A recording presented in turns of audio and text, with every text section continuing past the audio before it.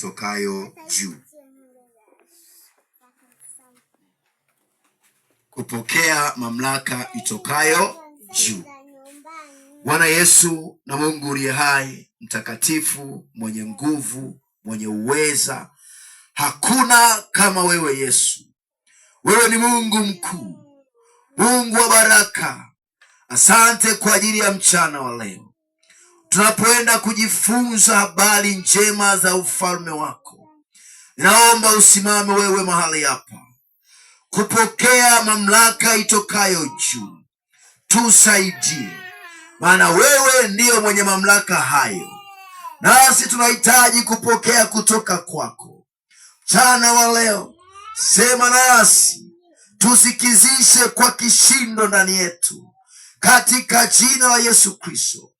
Kila mtu ambaye anakwenda kusikia hizi habari mahali hapa mchana wa leo na kwingineko duniani kote, wanaoenda kututazama, katika jina la Yesu Kristo, naomba neno hili likabadilishe maisha yetu, likatupe hatua nyingine ya kuendelea mbele, katika jina la Yesu Kristo, mwana wa Mungu uliye hai. Ninaomba na kushukuru, tuseme amen. Bwana Yesu asifiwe. Amen. Kupokea mamlaka itokayo juu. Bwana Yesu asifiwe. Amen. Mamlaka itokayo juu, kuipokea. Mamlaka ni nini? Mamlaka ni uwezo wa kutawala. Uwezo wa kutawala. Unakuwa na uwezo wa kutawala, hiyo ndiyo mamlaka. Kwenye familia utaona yuko baba, ndiye mwenye mamlaka kwenye familia. Bwana Yesu asifiwe sana. Ndiyo kichwa cha familia, ndiyo mwenyekiti wa familia. Hawezi akafika mtu mwingine yoyote kwenye hiyo familia akaleta kile ambacho sicho, kiko kinyume na hiyo familia. Baba atasimama, atasema hapana, hii ni himaya yangu. Inakuwaje unaingia? Kwa mamlaka ni uwezo wa kutawala, ni uwezo wa kumiliki. Bwana Yesu asifiwe sana. Ni uwezo wa kuongoza. Mungu anaweza akakupa namna ya kuongoza watu kwenye eneo fulani, kwenye familia. Ameweka mamlaka ndani yako. Unapoongoza, wakati mwingine unaweza ukaamrisha kwamba leo tunakwenda shambani, hakuna mtu wa kurudi nyuma. Bwana Yesu asifiwe sana. Leo tunakwenda kufanya kazi hii kwa ajili ya maendeleo haya. Anatamka mtu mmoja tu, wengine wanafuata. Bwana Yesu asifiwe. Hiyo ndiyo mamlaka. Sasa utakuja kuona duniani ziko mamlaka nyingi sana. Chini ya jua ziko mamlaka nyingi sana. Mamlaka hizo ndizo ambazo zinaongoza ulimwengu leo. Bwana Yesu asifiwe. Ndizo ambazo zinaongoza mitaa yetu leo, zinaongoza maofisi, zinaongoza taasisi, zinaongoza vyombo mbalimbali viliyoko duniani. Hizo ziko chini ya jua. Bwana Yesu asifiwe sana. Bwana Yesu asifiwe. Kuna wengine ukifika kwenye vijiji vyao, ukifanya makosa, hata kama ni mzee wa miaka 70, wanakulaza chini mboko. Usikumani nimeikuta hiyo. Bwana Yesu asifiwe sana. Kuna mahali nilikuwa naishi, kuna dada mmoja alichelewa kwenye kikao cha Nzengo, akapigwa viboko. Amechelewa kikao, wamesema saa 2, akafika saa 4, viboko 5 mbele ya mkutano wote. Bwana Yesu asifiwe. Kwa hiyo ni mamlaka ya chini ya jua. Kwa unaweza ukaona mfano katika taifa, ziko mamlaka mbalimbali. Mfano, mahakama ni mamlaka, inaamuru miaka 30 jela, miaka 5 jela. Hiyo ni mamlaka. Iko mamlaka ya jeshi la polisi, iko mamlaka ya jeshi la ulinzi, iko mamlaka ya jeshi la magereza. Kwa wale watu wana namna ambavyo wanaweza wakamlisha mambo yakawa. Bwana Yesu asifiwe sana. Iko mamlaka ya bunge, ikitunga sheria, hiyo ndiyo sheria, upende usipende utaifuata. Bwana Yesu asifiwe. Iko mamlaka ya baraza la mawaziri, wana baraza lao wakikaa kuchakata mambo namna ya utendaji. Hivyo ndivyo ambavyo yatakuwa. Bwana Yesu asifiwe. Bwana Yesu asifiwe. Kwa hizo ni mamlaka za duniani, lakini pia kuna mamlaka katika ulimwengu wa roho. Kwenye ulimwengu wa roho kuna mamlaka, na hapa ndipo ambapo nataka tuzungumze kupokea mamlaka itokayo juu. Bwana Yesu asifiwe sana. Kwa kwenye ulimwengu wa roho wa giza kuna mamlaka. Kwenye ulimwengu wa roho wa shetani kuna mamlaka. Kuna mamlaka ya majeshi ya pepo wabaya. Bwana Yesu asifiwe. Wanakaa vikao kwenda kupanda magonjwa kwenye mwili wa mtu. Bwana Yesu asifiwe sana. Ziko mamlaka za kichawi, wanakaa vikao kwenda kuharibu maisha ya mtu. Bwana Yesu asifiwe sana. Hizo ni mamlaka. Wako wakuu wa anga, wako waganga na wenyewe wana mamlaka zao. Kwa hizo ni mamlaka kwenye ulimwengu wa roho wa giza ambazo zinafanya kazi ili kuweza kuharibu maisha ya watu. Bwana Yesu asifiwe sana.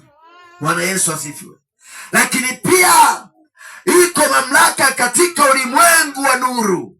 Mamlaka hii ndiyo mamlaka inayotoka juu, na hii mamlaka mtu anapoipokea inamwezesha kupinga ile mamlaka ya ulimwengu wa giza. Na ni maombi yangu mchana wa leo, Mungu akupe mamlaka inayotoka juu. Sema amen. Amen. Bwana Yesu asifiwe. Amen. Hiyo ndiyo mamlaka ambayo Mungu anatakiwa akupe utembee nayo kwenye maisha yako, maana maisha tulionayo yamejaa uharibifu. Maisha tulionayo yamejaa mitego ya shetani. Maisha tulionayo yamejaa mashitaka ya kipepo na nguvu za giza. Lakini unapopokea mamlaka inayotoka juu, unakuwa uko salama. Bwana Yesu asifiwe sana. Bwana Yesu asifiwe sana. Sema Bwana Yesu, ninaomba unipe mamlaka inayotoka juu. Unipe mamlaka inayotoka mbinguni ili maisha yangu niyafurahie. Asante Yesu. Bwana Yesu asifiwe sana. Bwana Yesu asifiwe. Kitabu cha Waefeso sura ile ya 6 na ule mstari wa 12, Biblia inasema, Waefeso sura 6 mstari wa 12, Biblia inasema ya kwamba, Bwana Yesu asifiwe sana, inasema, kwa maana ya kushindana kwetu sisi si juu ya damu na nyama, bali ni juu ya falme na mamlaka, juu ya wakuu wa giza hili, juu ya majeshi ya pepo wabaya katika ulimwengu wa roho. Bwana Yesu asifiwe sana. Anasema kwa maana kushindana kwetu sisi. Bwana Yesu asifiwe. Paulo anaandika, analiambia kanisa la Waefeso kwamba tuko duniani tunashindana. Bwana Yesu asifiwe. Tuko duniani tunapambana ili maisha yetu yaende, ili tuweze kufanikiwa, ili tuweze kuendelea, ili tuweze kupiga hatua. Tuko duniani. Anasema kanisa, sikilizeni, kwa maana kushindana kwetu sisi si katika damu na nyama. Bwana Yesu asifiwe. Kushindana kwetu sisi sio kwamba tujue karate, sio kwamba tujue ngumi, sio kwamba tujue mateke, sio kwamba tuongee sana, sio kwamba twende shule tukasome, sio kwamba tushike bunduki, sio kwamba tuvae mabomu. Anasema si juu ya damu na nyama. Bwana Yesu asifiwe sana. Anasema kwa maana kushindana kwetu sisi si juu ya damu na nyama, bali ni juu ya falme na mamlaka. Bwana Yesu asifiwe. Anasema ni juu ya falme na mamlaka.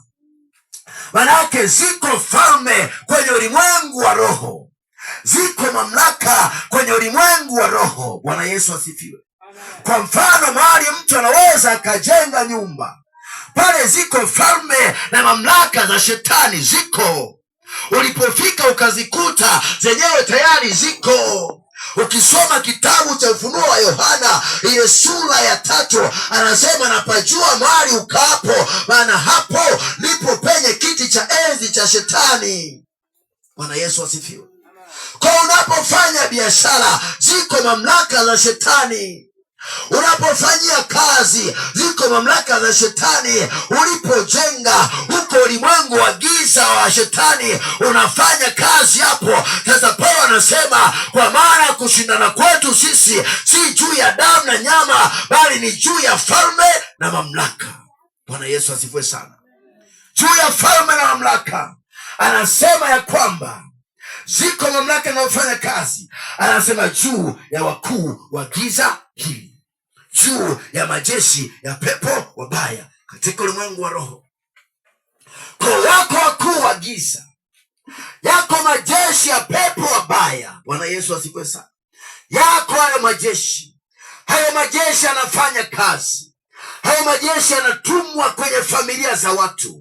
Hayo majeshi yanatumwa kwenye kazi za watu. Hayo majeshi yanatumwa kwenye ndoa za watu.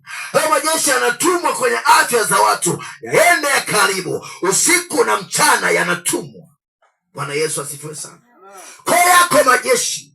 Sikiliza nikwambie, wako watu wengine hawataki mtu awe na amani kwenye maisha yake. Kazi yao ni kuharibu amani yako. Bwana Yesu asifiwe sana. Wako watu wengine hawataki watu wakae kwenye ndoa zao. Wanafanya kila namna kuharibu ndoa ya mtu. Hawataki watoto wao wafanikiwe. Wanaharibu watoto wa watu. Hiyo ni kazi na ajenda waliopewa. Watu hawataki watu wawe na afya njema. Wanakwenda kwenye maabara za kichawi. Wanatengeneza magonjwa. Wanapanga mipango ya uharibifu. Wanatengeneza vifo. Wanakula nyama za watu. Hiyo ni kazi yao maalum wako nayo. Wanahakikisha kila mwaka umekuwa ni mtu wa kuugua. Unakuwa ni mwenyeji wa maduka ya madawa. Unakuwa na namba za madaktari kwenye simu yako. Kwa yanakuwa ni maisha ya mtu hayo. Wengine wanafanya kila namna kuhakikisha watu hawafanikiwi. Watu wanakuwa ni wahitaji kila paitwapo leo. Wanafanya kazi sana, lakini hawaoni matokeo. Anaweza akawa anafanya biashara, akipata pesa haionekani. Bwana Yesu asifiwe sana. Anafanya biashara kabisa, lakini hauoni maendeleo yake. Ana miaka mingi hakuna anachokifanya, ila kazi anayo, biashara anayo. Ukimuuliza inakuwaje, majibu hana. Bwana Yesu asifiwe sana. Hizo ni mamlaka zipo kwenye ulimwengu wa roho. Zipo kwenye ulimwengu wa roho. Kwa zinafanya kazi kwa kiwango kikubwa. Ndio maana Paulo anafika mahali anasema, jamani, kushindana kwetu si juu ya damu na nyama. Bwana Yesu asifiwe. Si juu ya damu na nyama. Vita tulivyo navyo sio vya mwilini, ni vya rohoni. Vita tulio nayo inahitaji watu walio tayari kwenye ulimwengu wa roho. Na ndio maana mchana wa leo Mungu aliye hai, Yesu Kristo Nazareti, aachilie mamlaka yake ndani yako. Bwana Yesu asifiwe sana.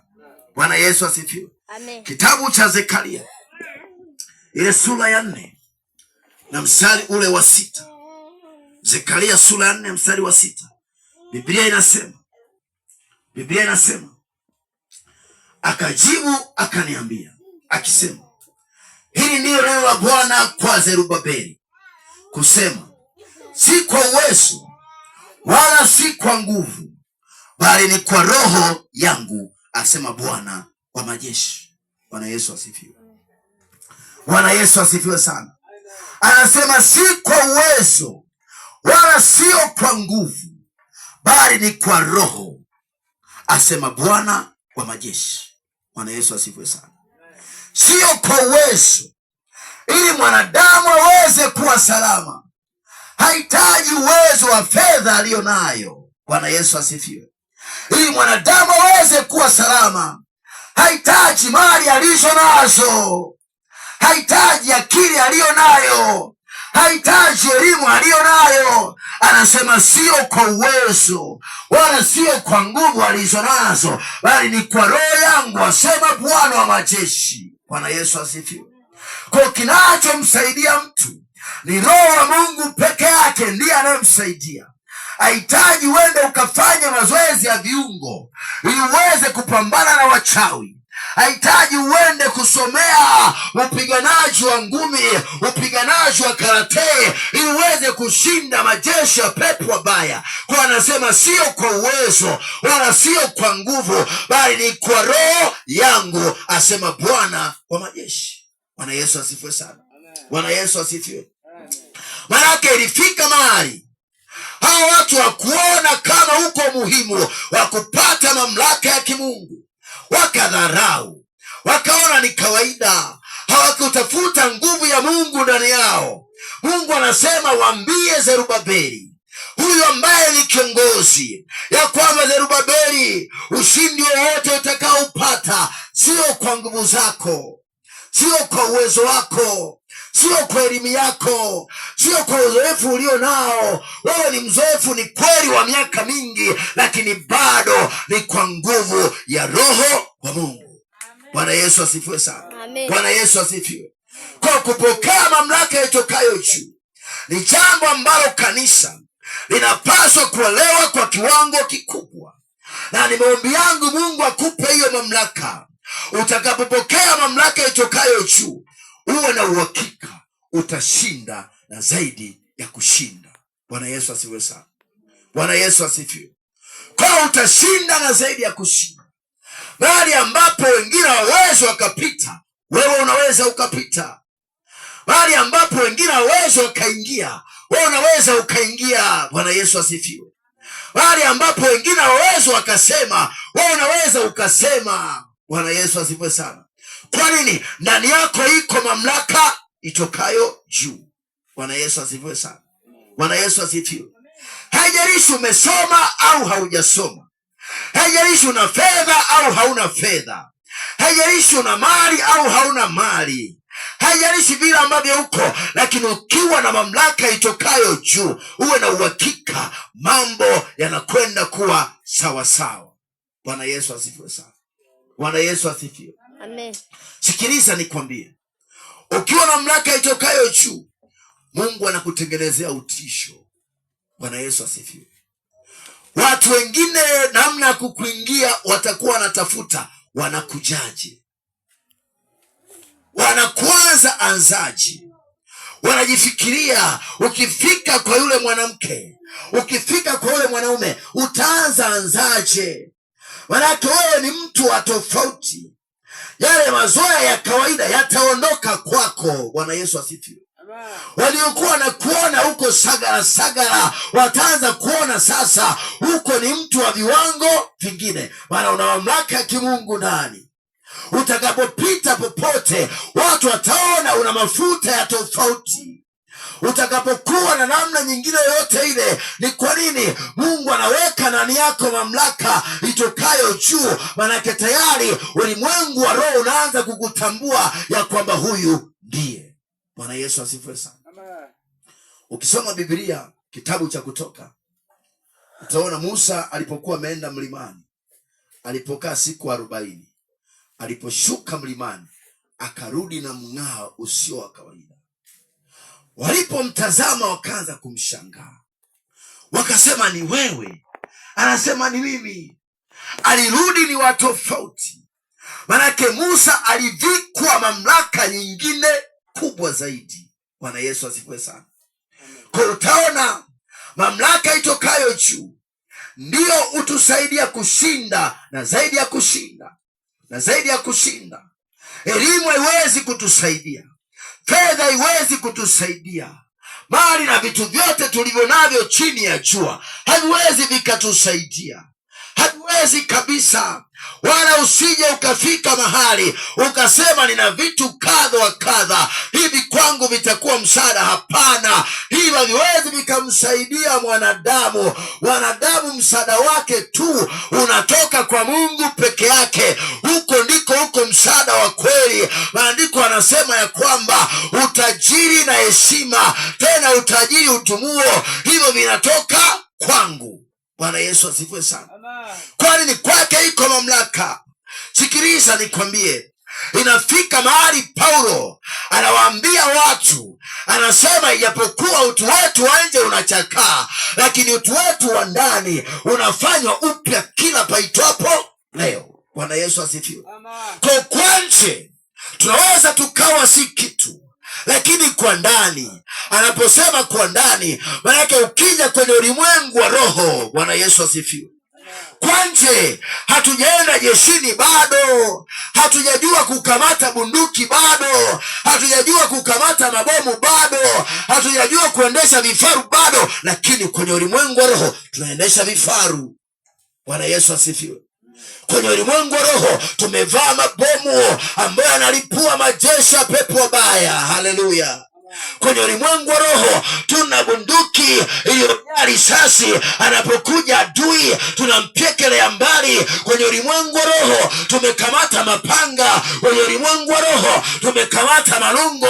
Kwenye ulimwengu wa roho sisi ni majemedari wa vita. Kwenye ulimwengu wa roho sisi ni makomando, maana Bwana aliye jemedari wa vita yuko upande wetu.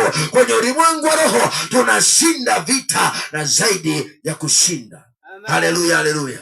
Chapie Yesu makofi na vigeregere. Bwana Yesu asifiwe sana. Kwa hitaji mamlaka itokayo juu. Pokea hiyo mamlaka itokayo juu. Na ni maombi yangu Mungu akupe hiyo mamlaka. Haleluya, haleluya. Mungu akupe hiyo mamlaka itokayo juu. Ukiwa na mamlaka itokayo juu, hautaogopa mtu awaye yote. Bwana Yesu asifiwe. Hata angekuja ni waziri wa dini, utasimama. Bwana Yesu asifiwe. Hata angekuja ni mchawi wa wachawi, wao ungesimama tu. Kwani maana ndani yako yuko mwenye mamlaka, ambaye ni Mungu wa miungu, ambaye ni Bwana wa mabwana, ambaye ni mfalme wa wafalme. Yeye alikuweko na sasa yuko, atakuwako tena milele. Bwana Yesu asifiwe sana. Bwana Yesu asifiwe. Sikiliza nikwambie, Yesu Kristo huyu Mungu aliye hai alikuweko kabla ya hao waganga. Bwana Yesu asifiwe sana. Alikuweko kabla ya hao wachawi, alikuweko kabla ya hao wapunga pepo. Yeye alikuweko Yesu. Wao wanazaliwa wamemkuta, na sasa yuko bado, wanaendelea kuishi. Watakufa, watamwacha. Yeye atakuweko na milele yote na milele yote. Huyu ndiye ambaye anatoa mamlaka ndani ya watu. Akikupa mamlaka Yesu, huwe na uhakika watakuja ni kweli kufanya uchawi wao, lakini hautalogeka. Watakwenda kwa waganga, lakini kwa namna atakavyofanya hawatafanikiwa. Watafanya kila namna ya kuharibu maisha yako, lakini hataharibika. Kwa nini? Maana yuko ambaye amekuzingira kwa moto. Bwana Yesu asifiwe sana. Bwana Yesu asifiwe. Kitabu cha Matendo ya Mitume sura ile ya 1 na ule mstari wa 8, Biblia inazungumza kitu kimoja pale. Anasema ya kwamba msiondoke.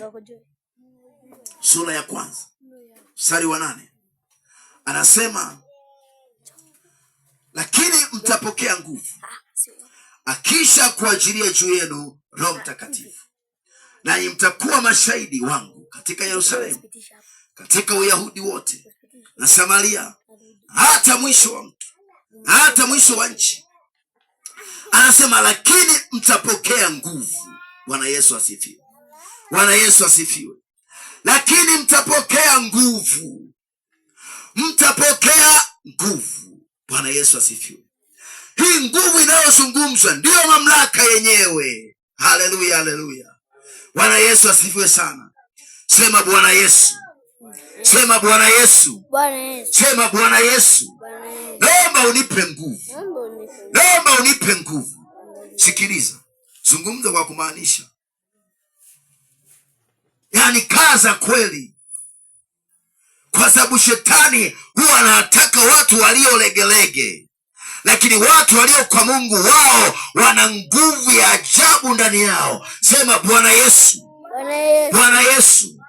Nahitaji nguvu itokayo kwako. Nisaidie Yesu. Nipate nguvu yenye mamlaka ndani yangu. Asante Yesu kwa kunipa nguvu. Kwa Yesu anawaambia wanafunzi, anasema lakini mtapokea nguvu akisha kuajilia juu yenu Roho Mtakatifu. Maana hiyo nguvu ni mamlaka ya Mungu itokayo juu. Hawa wanafunzi walikuwa wanataka waende kuhubiri injili mtaani, walikuwa wanataka waende wakafanye kazi ya Mungu. Mungu anawaambia hapana, mpaka mpate kwanza mamlaka, ndipo mwende huko mkafanye kazi. Kwa anawaambia tulieni Yerusalemu, tulieni ndani ya kanisa, tulieni kwenye maombi, tulieni kwenye ibada. Hapo ndipo mtakapopokea nguvu akiisha kuajilia juu yenu Roho Mtakatifu, nanyi mtakuwa mashahidi wangu katika Yerusalemu, katika Uyahudi, katika Samaria, hata mwisho wa nchi. Bwana Yesu asifiwe.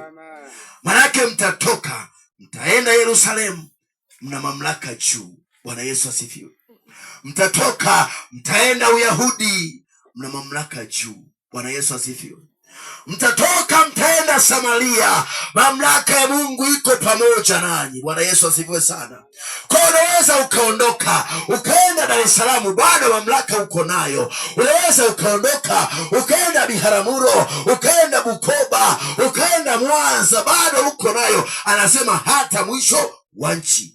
Mwisho wa mtu wake ni pande za mbali. Unaweza ukaenda hata China, Kichina haukijui, lakini wakikutazama wanaona kabisa una degree 5, kumbe hata la 7 hujafika. Bwana Yesu asifiwe sana.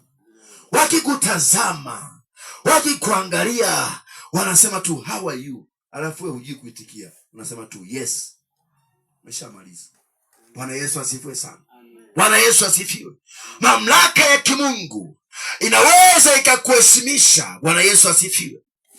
Mamlaka ya kimungu inaweza ikakusairisha vile ambavyo hukustahili kuvipata. Ukiwa na mamlaka ya kimungu, hivyo vitu unavipata. Vile ambavyo ulikuwa umenyang'anywa, ukiwa na mamlaka ya kimungu, kinaanza kuja kimoja baada ya kingine. Haleluya, haleluya. Bwana Yesu asifiwe. Vyote vinaanza kuja. Vile ambavyo vilikuwa ni historia, vilikuwa ni ndoto, unaanza kuona milango inafunguka. Palikuwa pawezekani, panaanza kuwezekana. Palikuwa ni pagumu, panaanza kulainika. Nami ni maombi yangu jioni ya leo, jana wa leo, siku hii, Bwana afanye njia pasipokuwa na njia, afungue milango pale ambapo palikuwa pamefungwa. Palipokuwa pawezekani, pawezekane mchana wa leo kwa jina la Yesu Kristo. Walipokuwa wamepanga mambo yaharibikia hapo, tunakataa kwa mamlaka ya jina la Yesu Kristo. Maana yeye ni Mungu, yuko ndani yetu. Chochote weza tukasema, maana imeandikwa, utakalolifunga duniani na mbinguni litafungwa, utakalolifungua duniani na mbinguni litafunguliwa. Kwa mchana wa leo tunafungulia baraka, sema amen. Tunafungulia utajiri, sema amen. Tunafungulia uzima, sema amen. Tunafungulia afya njema, tunalifungua yote hayo. Tunafungua tumaini jipya, au tunafungua leo. Lakini mchana wa leo tunafunga laana, tunafunga baraa, tunafunga mikosi, tunafunga magonjwa ya kishetani, au tunayafunga. Tunafunga uchawi pamoja na uganga, hautafanikiwa kwetu, maana Mungu ametupa hayo mamlaka. Bwana Yesu asifiwe sana. Bwana Yesu asifiwe. Haleluya, haleluya. Sikiliza nikwambie, ukijielewa kwenye mambo ya Mungu hautatikisika. Bwana Yesu asifiwe. Hautatikisika. Ukijielewa kwenye mambo ya Mungu hautayumbishwa na mtu yoyote, wala hawatafanikiwa wakitaka kukuyumbisha. Ni kwani nani unaye Kristo. Bwana Yesu asifiwe sana. Bwana Yesu asifiwe. Nami nakuombea Yesu akae ndani yako. Bwana Yesu asifiwe. Yesu Mungu aliye hai akae ndani yako tu, atembee pamoja na wewe. Unapokuwa umelala, yuko hapo analinda. Unapokuwa unaenda wapi, uko pamoja naye. Unapokuwa unaendelea na shughuli zako za kila siku, uko pamoja naye. Unasafiri, malaika wake wanatembea pamoja nawe. Ni kwa nini? Maana umekubali kutembea pamoja naye. Bwana Yesu asifiwe. Bwana Yesu asifiwe sana. Kitabu cha Injili ya Mathayo sura 28 mstari wa 18, Biblia inasema ya kwamba Mathayo 28:18, Biblia inasema ya kwamba Yesu akaja kwao akasema nao akawaambia, nimepewa mamlaka yote mbinguni na duniani. Bwana Yesu asifiwe. Yesu akaja akasema nao wanafunzi. Bwana Yesu asifiwe sana. Akaliambia kanisa, anasema kanisa, sikilizeni. Wanaume sikilizeni, wanawake sikilizeni, watoto sikilizeni. Anasema mimi nimepewa mamlaka yote mbinguni na duniani. Bwana Yesu asifiwe. Anasema nimepewa mamlaka yote, yote ninayo. Mbinguni mamlaka niko nayo, duniani yako niko nayo. Ukienda kuzimu pande za chini, huko mamlaka niko nayo. Ukienda chini ya bahari kwenye maji, huko mamlaka niko nayo. Ukienda kwenye sayari ya Masi, huko mamlaka niko nayo. Ukienda kwenye sayari ya Zebaki, huko mamlaka niko nayo. Ukienda kwenye vimondo kwenye anga, huko mamlaka niko nayo. Ukienda kwenye nyota zote, huko mamlaka niko nayo. Anasema nimepewa mamlaka. Bwana Yesu asifiwe. Bwana Yesu asifiwe. Aliyepewa mamlaka Yesu, huyo ndiye kiongozi wetu. Aliyepewa mamlaka Yesu, huyo ndiye tunayemfuata sisi kanisa. Sikiliza nikwambie, hapa hatujamfuata mchungaji, hapana. Hapa hatujamfuata mama mchungaji, hapana. Hatujamfuata mzee wa kanisa, hapa tumemfuata Yesu Kristo aliye Bwana na Mwokozi wa maisha yetu. Huyo ndiyo kiongozi wetu. Sasa kiongozi wetu Yesu anasema nimepewa mamlaka yote mbinguni na duniani. Manake tukiwa na Yesu ndani yetu yuko mamlaka. Tukimpata Yesu tumepata mamlaka itokayo juu, uwezo utokao juu, nguvu itokayo juu, utawala utokao juu. Huo ndio ambao tumepata. Sikiliza nikwambie, unaweza ukatuona kwa nje hatuna fedha kabisa, lakini kwa ndani tunaye Yesu mwenye mamlaka. Anaweza akaleta fedha. Unaweza ukatuona kwa nje kama hatuna chochote, lakini kwa ndani huko utajiri umejaa. Haleluya, haleluya. Unaweza ukatuona ya kwamba hatujasoma shule, lakini kwenye ulimwengu wa roho sisi ni mabosi, sisi tuna vyeo, sisi ni viongozi wakubwa. Sikiliza nikwambie, watu nawaambia kwamba ukishakuwa mtumishi wa Mungu, wewe ni zaidi ya mbunge, wewe ni zaidi ya rais, wewe ni zaidi ya diwani. Maana kwenye ulimwengu wa roho una kitambulisho cha mbinguni. Sikiliza nikwambie, watu wana vitambulisho vya duniani. Achana cha duniani, hapana. Tafuta kitambulisho cha mbinguni. Ukiwa na kitambulisho cha mbinguni, una mamlaka mbinguni na duniani. Sikiliza nikwambie, anasema ninyi mtaketi katika viti 12 mkizihukumu kabila za Israeli 12. Bwana Yesu asifiwe sana. Bwana Yesu asifiwe. Kwa watumishi wa Mungu, sikiliza, kupokea mamlaka itokayo juu ni jambo moja la muhimu sana. Liwe ni hitaji lako la kila siku. Ukiwa na mamlaka itokayo juu hautachezewa. Haleluya, hautachezewa. Sikiliza nikwambie, watakuja watakimbia. Maandiko yanasema ya kwamba wataingia kwa njia moja, lakini Bwana atawatawanya kwa njia 7. Bwana Yesu asifiwe sana. Anasema mwizi akikamatwa atarudisha mara 7. Ni kwa nini? Maana wewe sio wa kawaida. Haya ni maombi yangu kwa Mungu aliye hai, atupe mamlaka itokayo juu, atupe uwezo utokao juu, atupe nguvu itokayo juu. Roho wake Mtakatifu akae ndani yako. Roho wake Mtakatifu awe pamoja nawe. Roho wako Mtakatifu atembee pamoja nawe. Roho wako Mtakatifu akusemeshe mchana, akusemeshe usiku, majira yoyote maadui wako waanguke chini. Bwana Yesu asifiwe. Maandiko anasema ya kwamba mtawakanyaga kama mavumbi membamba. Kwa utapita katikati yao, bali ambako wao walizani hautavuka, unavuka ukiwa na mamlaka. Bwana Yesu asifiwe. Wao walizani hautapona, ukiwa na mamlaka itokayo juu unapona. Wao walizani hautapiga hatua zingine mbele. Ukiwa na mamlaka unaanza kuongezeka. Haleluya, haleluya. Bwana Yesu asifiwe. Kwa Yesu anasema nimepewa mamlaka yote mbinguni na duniani. Kwa Yesu iko mamlaka yote, sio nusu. Yote mamlaka. Bwana Yesu asifiwe. Iko mamlaka yote. Anaposema yote, hajasaza mahali popote ambapo wanadamu wanaona wanaogopa. Kwa Yesu hapo hakuna. Watu wanakwenda vyema, wanakwenda salama, popote wanatembea. Anasema nimepewa mamlaka yote mbinguni na duniani. Ndio maana ukisoma Biblia anasema kila goti litapigwa. Bwana Yesu asifiwe sana. Kila goti litapigwa, na anasema la vitu vya mbinguni litapigwa, la vitu vya duniani litapigwa, lakini la vitu vilivyoko kuzimuni. Kwa kila goti litapigwa. Anasema kila ulimi utakiri ya kwamba Yesu ni Bwana. Bwana Yesu asifiwe sana. Kila ulimi utakiri, hata waganga watakiri ya kwamba huyu ni Bwana. Haleluya.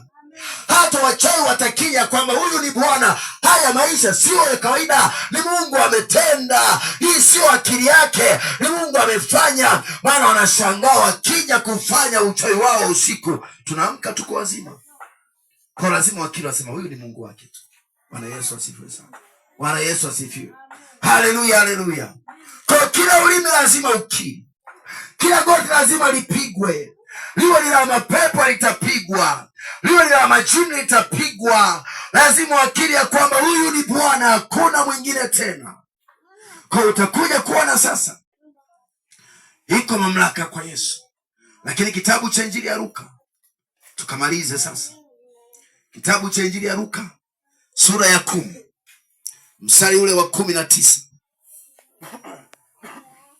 Bwana Yesu asifiwe sana. Luka sura ya 10 mstari wa 19 anasema ya kwamba tazama, nimewapa amri ya kukanyaga nyoka na nge na nguvu zote za yule adui, wala hakuna kitu kitakacho wadhuru. Bwana Yesu asifiwe. Tazama, nimewapa amri. Bwana Yesu asifiwe sana. Sema nimepewa amri.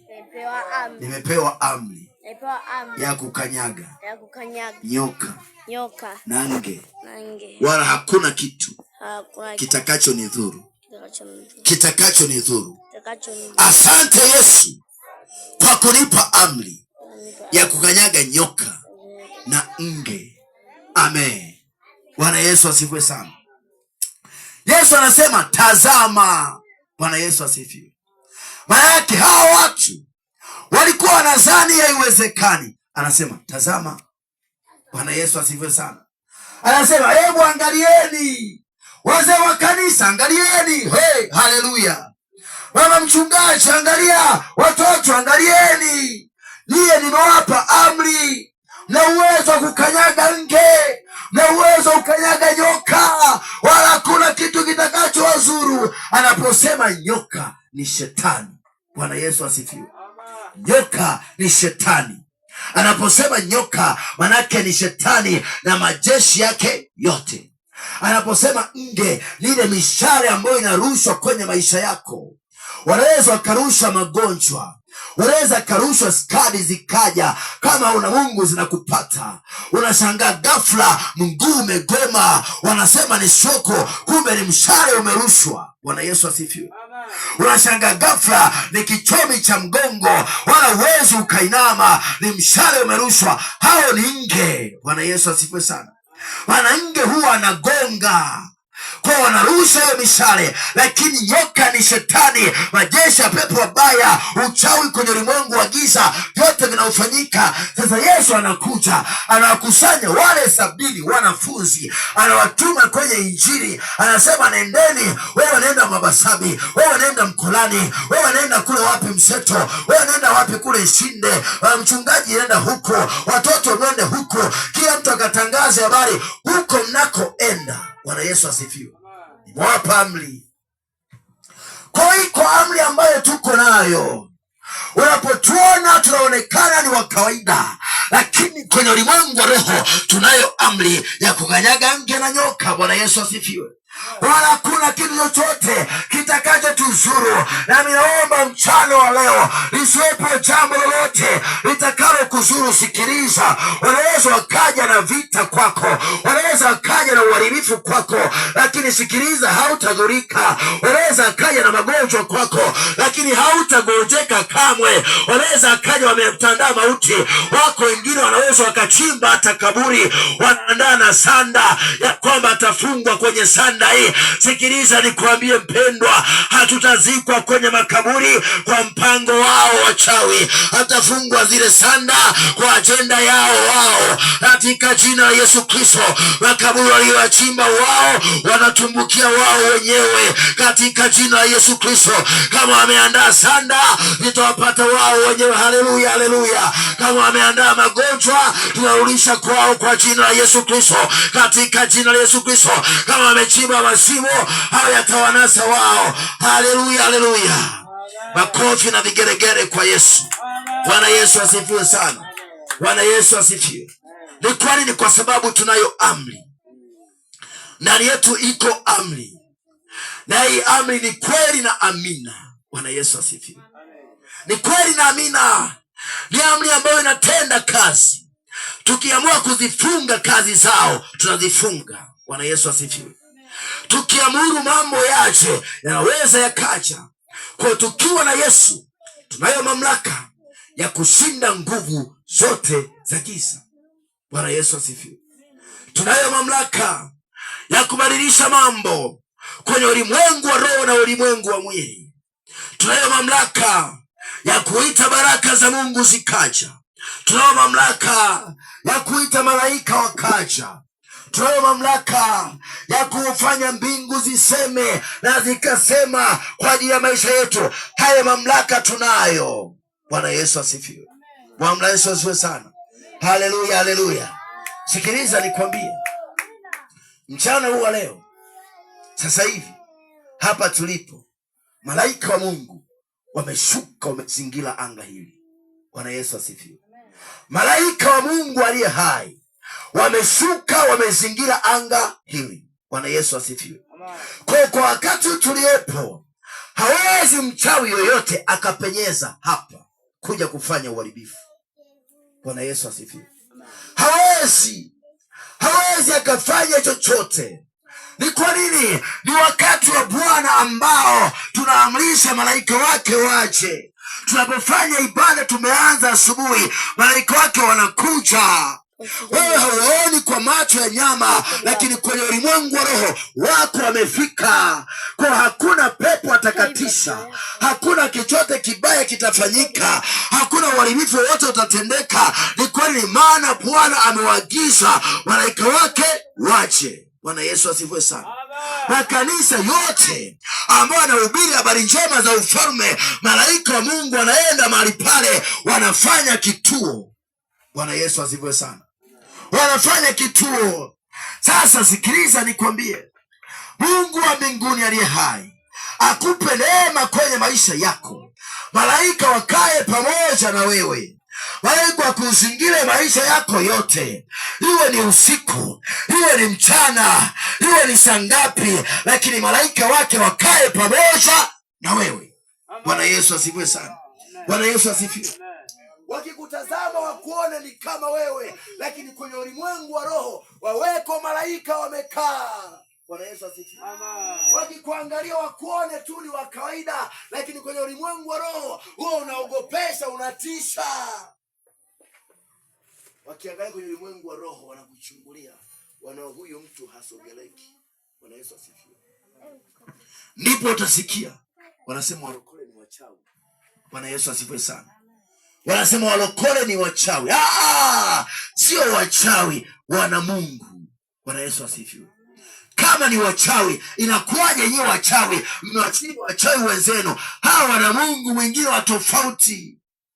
Na ndio maana hata Danieli alipokuwa yuko Babeli, watu wanasema yuko mtu Danieli ambaye roho wa miungu wasiokuwa na kikao pamoja nasi wanakaa ndani yake. Kwa Danieli alikuwa ni mtu wa tofauti. Bwana Yesu asifiwe sana. Kwa nini? Ana mamlaka itokayo juu. Kitabu cha Matendo ya Mitume, tukamalizia hapo. Matendo ya Mitume saa 6:05. Matendo ya Mitume sura ya 4 mstari wa 13. Mstari wa 13. Sura ya 4. Biblia inasema hivi. Bwana Yesu asifiwe sana. Bwana Yesu asifiwe. Matendo ya Mitume ile sura ya 4 na ule mstari wa 3 wa 13, Biblia inasema hivi. Basi walipoona ujasiri wa Petro na Yohana na kuwajua ya kuwa ni watu wasio na elimu, wasio na maarifa, wakastajabu, wakawatambua ya kwamba walikuwa pamoja na Yesu. Bwana Yesu asifiwe sana. Bwana Yesu asifiwe. Anasema basi walipoona ujasiri. Haleluya mama mchungaji. Bwana Yesu asifiwe sana. Gonga namna hii. Bwana Yesu asifiwe. Gonga namna hii. Haleluya, haleluya. Bwana Yesu asifiwe sana. Bwana Yesu apewe sifa. Nasema Bwana Yesu asifiwe. Nasema Bwana Yesu asifiwe sana. Bwana Yesu apewe sifa. Haleluya, haleluya. Bwana Yesu asifiwe.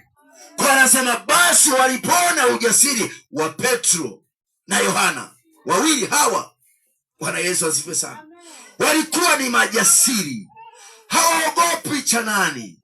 Lakini walipoangalia wakasanga Petro hajasoma shule, Yohana kaishia la 2 E, Petro kaishia la 3 D, alafu ni majasiri mbele ya wasomi. Bwana Yesu asifiwe. Maana viongozi wa dini kwenye Biblia walikuwa ni wasomi. Petro anasimama kwa ujasiri, anasema wazee sikilizeni, sisi tunamhubiri Yesu. Mzee anamwangalia Petro, hatikisiki, ameweka macho nyuzi 90.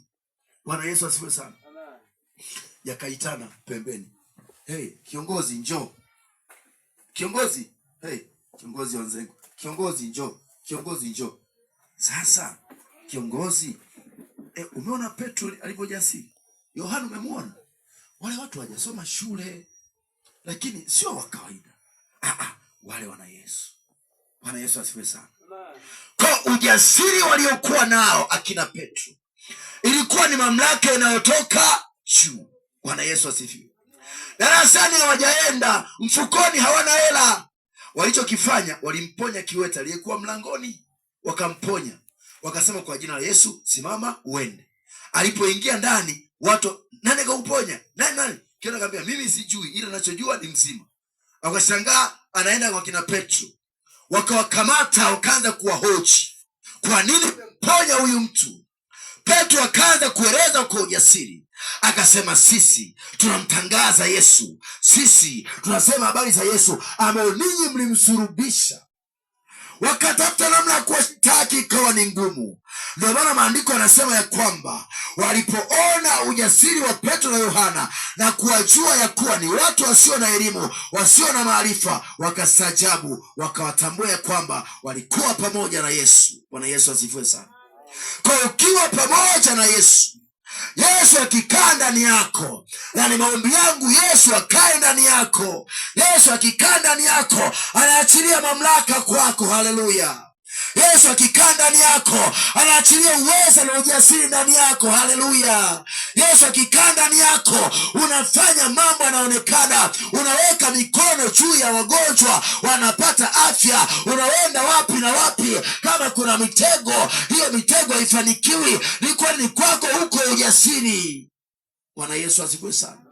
Kwa dada yangu mmoja, kwenye msiba wa baba yangu mdogo, ulipotokea ule msiba, msibani huwa kuna mambo. Kwenye ule msiba, dada alipofika akasema, nikaona kwenye ule msiba kuna mtu amekuja kuharibu msiba, mchawi. Ni mama anakwenda kulala msibani, lakini kumbe ndani ajenda ya siri. Kosi hapo msibani wote mtaharisha mpaka mshangae. Mkishakula tu kile chakula ni kuharisha tu. Ndio ulikula msibani. Sasa mtu amekuja na hiyo ajenda, ametoka kwake akalale msibani, alete uharibifu. Na anasema nilipoingia nikawaambia, humu ndani kuna mwanamke ana 1, 2, 3. huyu mwanamke ahame, aondoke, asilale hapa. Wanasema na wewe nyie walokole, anasema nikaambia tuombe, anasema tukaomba, wametandika mle ndani, wamesonokaga ndani wa mama, anasema nikaomba mle ndani, nikaomba. Yule mtu akajibana tu, akasema tulia. Ilipofika kesho, yeye akaanza kuharisha. Aliyekuja na ajenda ya wengine waharishe, yeye ndo akaanza kuharisha. Bwana Yesu asifiwe sana. Mpaka alipojiweka wazi kwamba mimi ndiye nilikusudia niyafanye haya. Bwana Yesu asifiwe sana. Kwa kuna namna ambavyo mtu akiwa na mamlaka itokayo juu, hakuna watu wanaweza wakafanya mchezo na wewe. Hakuna watu wanaweza wakafanya uharibifu wowote ukafanikiwa, ajenda iko yote ile ikafanikiwa, ni kwani Mungu anakaa ndani yako. Kwa tangu sasa unapoona habari hizi za kupokea mamlaka itokayo juu, ni habari ambayo ni lazima kanisa lielewe kwamba iko mamlaka inayotoka juu, mamlaka ambayo watu wanatakiwa wapokee kutoka kwa Mungu mwenyewe. Hii mamlaka Mungu anaachilia ja watu wake, anaachilia kwenye maisha yao, anaachilia kwa kila mmoja ambaye anataka ya mamlaka ingie ndani yake. Na kisha achilia Yesu ndani yako, unaanza kuona vitu vinaanza kufanyika, unaanza kuona mambo yanatokea, unaanza kuona vitu ambavyo vilikuwa haviwezekani vinaanza kuwezekana. Kama ilikuwa ni kazi haipatikani, unashangaa zinakuja zenyewe. Kama ni fedha inaonekana, maisha yanaanza kubadilika mdogo. Ni kwani iko mamlaka nyingine ndani yako. Kama kuna watu walikuwa wamekukataa, wanaanza kujipendekeza wenyewe. Utasikia wanapiga simu, wanasema halo, habari za siku, unaendeleaje? Ni kwani iko mamlaka nyingine ndani yako. Unaanza kuvuta watu wale ambao wamebeba baraka zako, wanaanza kukusogelea, lakini waliokuwa maadui wanaanza kukimbia mbio. Bwana Yesu asifiwe sana. Sikiliza nikwambie, ukiwa na nguvu ya Mungu, nisikilize, ukiwa na mamlaka ya Mungu, hawezi kukaa mahali pamoja na mchawi akastahimili. Ataondoka tu, ataondoka tena. Anaweza akaondoka bila kuaga. Bwana Yesu asifiwe. Anakukimbia mwenyewe. Yani ukifika tu anajisemesha, yani bagiki bamayo mulimora wangaruka he naja lulu, ndo imeshaisha hiyo. Bwana Yesu asifiwe sana. Naja mayo na pera garuru, yani anakukimbia. Umefika wa viwango vingine, kwani ndani yako iko mamlaka. Hii ndio napaswa kutembea nayo. Kama ni kwenye mtaa umekuja umejenga hapa, kama yuko mwingine anaanza kuhama, anakuambia nauza kiwanja, anakuuzia kwa bei rahisi mno, umefika usio wa kawaida. Bwana Yesu asifiwe. Kama ni kwenye kazi, unakuta mlikuwa mnafanya wote kazi, yeye anakuambia mimi hapana, ngoja kwanza nifike Mpombo, umefika usio wa kawaida. Bwana Yesu asifiwe sana. Umefika usio wa kawaida. Kuna mtu mmoja alikuwa anafanya kazi, anamwomba sana Mungu. Ilipofika hatua mambo hayaeleweki pale, uwezo wake mambo yanaharibika, akaona akafanya mchakato, akahamishwa kazi. Anakuhamisha ofisi, akisha kuhamisha ofisi alafu unalipwa na hela, ulikuwa unaharibu mambo yake. Bwana Yesu asifiwe sana. Kwa hiyo ni mamlaka ya Mungu. Watu wa Mungu, sikia, pokea mamlaka itokayo juu. Pokea mamlaka itokayo juu. Ukiwa na mamlaka itokayo juu, mambo yote kwako yanakuwa sawa. Ukiwa na mamlaka itokayo juu, utatiisha kwenye ulimwengu wa roho. Ukiwa na mamlaka itokayo juu, utapita mahali ambapo hapapitiki. Mahali palipo na bahari watu wanafia hapo, wewe utapita katikati yao. Wanashangaa unasonga mbele. Walikusudia ufe mwaka huu, wanashangaa miaka mingine zaidi inaendelea. Walikusudia uharibikiwe, wanashangaa mambo yaharibiki. walikusudia upate magonjwa ya presha, upate kisukari, upate kansa. Wanaugua wao, lakini wewe unabaki salama. Naye ni maombi yangu kwa Mungu aliye hai, aendelee kukupa neema yake, lakini zaidi ya yote mamlaka yake itokayo juu Yesu, mamlaka yake itokayo mbinguni, hiyo mamlaka ya kweli na ije kwako, ije kwenye maisha yako. Hapo ndipo utamfurahia Bwana, hapo ndipo utafurahia wokovu, hapo ndipo utafurahia Yesu Kristo kujitoa kwake msalabani. Ninakuombea mchana wa leo, mamlaka ya Bwana wa mabwana Yesu ingie ndani yako sasa, ije ndani yako ya mamlaka, itende kazi pamoja nawe usiku ukilala. Mamlaka ya Mungu iwe katikati yako unapoamka asubuhi, hiyo mamlaka ya Yesu Kristo iwe katikati yako. Amen. Kwenye kazi yako, hiyo mamlaka ya Yesu Kristo iende pamoja nawe. Amen. Mamlaka wanakuvike nguvu kama alivyowapa wanafunzi wake, akawaambia msiondoke Yerusalemu mpaka mtakapopokea nguvu, akisha kuachilia juu yenu Roho Mtakatifu. Hapo ndipo mtakuwa mashahidi wangu katika Yerusalemu, katika Samaria, katika Uyahudi, hata mwisho wa nchi. Wakakaa Yerusalemu, wakaanza kungoja, wanafanya ibada, wanafunga, wanaomba, wanafundisha mafundisho ya kweli, wanasalisha na watu, wanatiana moyo, wako ndani ya kanisa. Miaka inakwenda, siku zinakatika. Ilipofika siku ya 50, ile siku ya Pentekosti, maandiko yanasema ya kwamba ukaja uvumi kama uvumi wa upepo wa nguvu, ukawakalia wote, wakaanza kunena kwa lugha, zikawa kama ndimi zilizogawanyika kwa moto. Manake mamlaka ya Bwana wa mabwana ikatoka juu ikashuka. Ni maombi yangu kwa Yesu aliye hai, mamlaka yake ikae ndani yako, usiwe tazama waone mtu wa aina nyingine, watakapokuangalia waone mwanamke wa viwango, waone usogereki, watakapokuja usiku waone moto unawaka, waone malaika wa Bwana wamekuzingira siku zote. Haleluya, haleluya. Kupe nguvu zake.